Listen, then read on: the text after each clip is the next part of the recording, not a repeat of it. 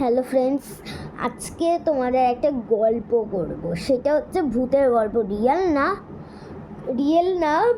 আমি তোমাদের একটা মানে এমন করে বলবো যেটা ভালো লাগবে তোমাদের, আর তোমরা কমেন্ট করে বলবে এত সুন্দর গল্পটা। তো চলো স্টার্ট করি। তো আমাদের একটা বাঁশের ঘর ছিল। ওখানে আমরা 4জন ফ্যামিলি থাকি। মা, বাবা, আমি, দাদু, এই এই 4জন।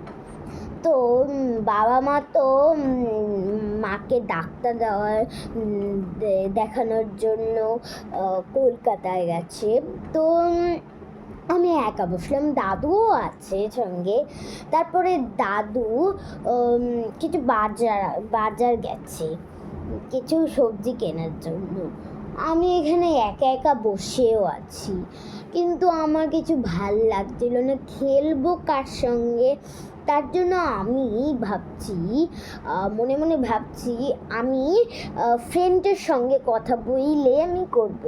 তো দাদুর মোবাইল তো ঘরেই আছে।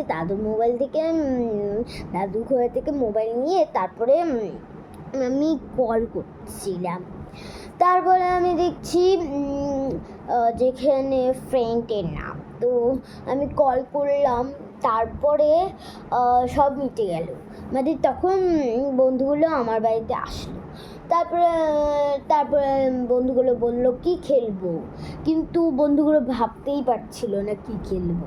ওরা কি জানে না আমাদের বার্থডে কাছে আছে, মানে আমার বার্থডে কাছে আছে, তো কি খেলা যায়। তো বার্থডের সময় খেলা যাবে, সেটা পরে গল্প, ওটা আলাদা, ঠিক আছে। তো আমি বলছি বাইরে গিয়ে খেলতে হবে। তো ওরা বাইরে গিয়ে খেলতে থাকলো, আমিও খেলতে থাকছি। তারপরে বাইরে কি খেলবো ওরা জিজ্ঞেস করে। তো বাইরে আমি ভাবলাম লুকাচুপি খেলবো। তো লুকাচুপি আমি খেলতে থাকলাম, কিন্তু আমি যেই হইলাম আমাকে চোখটা বাইন্ধে দিল। তারপর আমি গুনলাম আমি এমন করে গুনলাম। তারপরে আমি খুঁজতে থাকলাম, মানে ওরা ওরা ওরা এখানে নাই, পাশে নাই, এই পিছনে নাই, তারপরে কিছুই নাই। তো কোথায় গেল ওরা, আমি কোথায় খুঁজবো। তো আমি ভাবলাম বট গাছে দেখি, কিন্তু বট গাছে আমার খুব ভয় লাগে। তার জন্য আমি সরস্বতী, শিব, পার্বতী, দুর্গা সবকে ডাকলাম। আমার মাথার মধ্যে এত অমন হচ্ছিল যে আমি বলে বোঝাতে পারবো না। মাথার মধ্যে কি চাপের হচ্ছিল, আমার মাথা ঘুরে ঘুরে এইভাবে। তারপরে মাটির মধ্যে পড়ে গেছিলাম।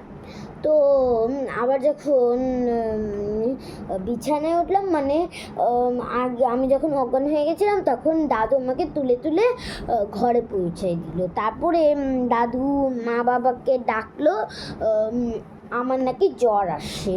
তো মা বাবা তো অবাক হয়ে গেছে, কিসের জন্য জ্বর আসছে।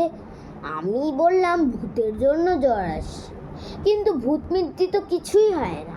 কিন্তু ভূত পেত নিয়ে আমার সন্দেহ হয়েছিল, মানে বন্ধুরা নাই, আমি বন্ধুর সঙ্গে গেছি। তারপরে লুকোচুপি খেললে ওরা নায়িকা, দেখতে ওর নায়িকা। তো আমি যখন বটগাছে গেছিলাম তখন কিভাবে পাতাগুলো ঝরছিল, আর আমার তো এটা মাথা ঘুরে পড়ে গেছিল। তো মা বাবাকে তো সবটা বললাম খুলে। তারপরে পরের সকালে উঠে দেখলাম বট গাছে, এখন আমার কোনো ভয় নাই। তো আমি জল খেয়ে দাঁত ব্রাশ করে সব কিছু করে একদম নিশ্চিন্ত থেকে আমি বট গাছে গেলাম। 2টো বট গাছ আছে আমাদের বাড়িতে। তো একটাতে গেলাম, কিছু নাই, ঠিক আছে, মন শান্তি হলো। এবার আরেকটা গাছে যখন গেছি তখন একটু ভয়ে একটু ঘেমেই যাচ্ছি না। তখন জোর করে আমি ওখানে গেলাম। তখন আমার আবার একটা অজ্ঞানের শুরু হইতে গেল। তখনই আমি দৌড়াতে দৌড়াতে ঘরে এসে পড়লাম। তারপরে আমি জীবনেও ওই ওই রাস্তাতে যাব না, কারণ ওখানে ভূতও থাকতে পারে। কারণ রাত্রিতে একটু রাত হয়ে আবার কেমন ঝর্ণা ঝর্ণা হয়। তার জন্য আমি কালকে আমি পরের দিনে আমি সবাইকে বলে দিলাম যে সবাই এই রাস্তা দিয়ে যাবে না, সবাই এই রাস্তা দিয়ে যাবে। এই রাস্তায় বটগাছ আছে, বটগাছ একটা খুবই ভয়ানক। তার জন্য তোমরা এই দিক দিয়ে ওই দিকে ঘর থেকে আসবে, কেউ এই দিক থেকে যাবে না, কারণ বড় একটা ভূত হতে পারে বা অনেক কিছু হতে পারে। তো তার জন্য এইটা একটু ভালো হইতো না। তার জন্য তোমাদেরও মনে রাখতে হবে, যদি ভূত পেতনি আসে সেগুলো তোমরা মনেই করবে না, তোমরা রেখে দিবে, শুয়ে পড়বে একদম। আর ডাক দিলে কিছু করবে না, কানেও শুনতে পারবে না। তার জন্য ডু নট টক টু ভূত, ঠিক আছে বাবা? তার জন্য আমারও কেমন হচ্ছে, আমার এই গল্পটা শোনার পর আমার মাথা ঘুরছে, মনে হয় রিয়েল গল্প হয়ে যায়। কিন্তু এটা তো সত্যি গল্প না, আমি এমনি বললাম তোমাদেরকে শোনানোর জন্য। এটা যদি রিয়েল হয়ে যায় তারপরে আমার গলা টিপা সব হবে, গলা টিপবে। তো এবার মায়েরটা বলবো। মা আমাকে পড়তে বসাইছিল, তারপরে মায়ের চোখ গেল জানলার দিকে। জানলা তো খোলাই ছিল, জানলা এমনি দাগ দাগ করা নাই, একদম খোলা। তো মার জানলায় পড়লো, একটা গাছ দেখতে পাইলো। গাছটা ভূতের মতন করে নড়াচ্ছে। হ্যাঁ, ভূতের মতন করে নড়াচ্ছে। তারপরে কেউ পাতাটা ধরছে আর এভাবে করে চিপছে। তো আমার বাবা তো অফিসে গিয়ে কাজ করছে, তো মা তো বুঝতেই পারছিল না কি হচ্ছে। তারপরে মা দরজার দিকে দরজায় গেল, তারপরে জানলার দিকে দেখলো, তারপরে কিচ্ছু নাই গা।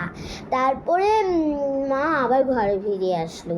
তারপরে মা একটা বুদ্ধি বের করলো, আরেকটা ঘর আছে, ওটার মধ্যে আমাকে পড়তে বসালো। তো ঠাম্মা বলছিল মাকে, তো কি হয়েছে এত এমন হচ্ছে, মানে ঠাম্মা না আগে দেখেই ফেলেছিল। তখন আপনি কি বাড়িতে ছিলেন, পাতাগুলো ছিঁড়ছেন? তারপর ঠাম্মা বলল, না তো, আমি পাতাগুলো ছিঁড়িও নাই। কিন্তু আমার আরেকটা সন্দেহ হলো। তারপরে আমি মা গেল ঠাম্মাকে নিয়ে, তো ঠাম্মাকে নিয়ে গেল সোজা গেল।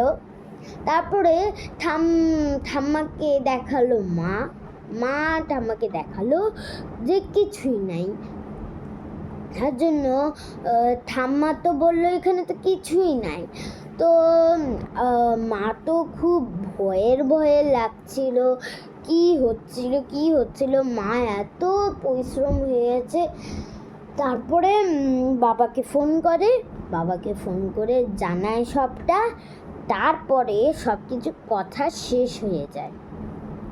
তারপর পরের দিন সকালে যখন দেখে, তখন একটা জানলার দিকে একটু ফুল ফুটিয়ে ঘরে রেখে দিয়েছিল। ওটার থেকে এইভাবে করছিল, এভাবে ফুল এখানে ছিল আর এখানে একটা পাতা ছিল, এভাবে করে এমন হচ্ছিল, মানে ফুলের মতন পাতা এভাবে করছিল। তো এটাই হচ্ছে গল্প। তারপরে আমরা সবাই হাসতে হাসতে এমন হয়ে যাই। তখন এটাই হচ্ছে মার গল্প। বাবা গো, কি সাংঘাতিক! এটা তো সবাই হাইসে গেল। তো এটাই হচ্ছে গল্প। Thank you. ভালো লাগলে অবশ্যই লাইক করো।